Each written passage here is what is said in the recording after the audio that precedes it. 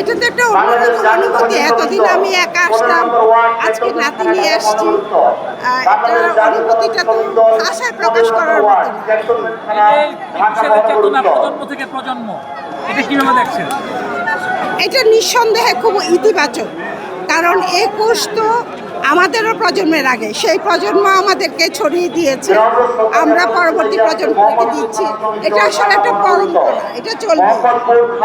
অনেকে মাতৃভাষাটাকে ছোট করে অন্য ভাষার দিকে ঝুঁকে যাচ্ছে, এটা এটার পিছনে আসলে যেটা যারা ঝুঁকে যাচ্ছে, আমি শুধুমাত্র তাদেরকেই দোষী করব না।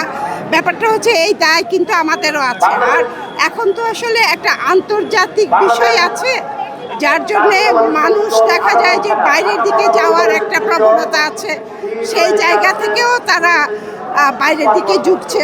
তবে মাতৃভাষার উপরে তার কিছু হয় না, মাতৃভাষা মাতৃভাষাই।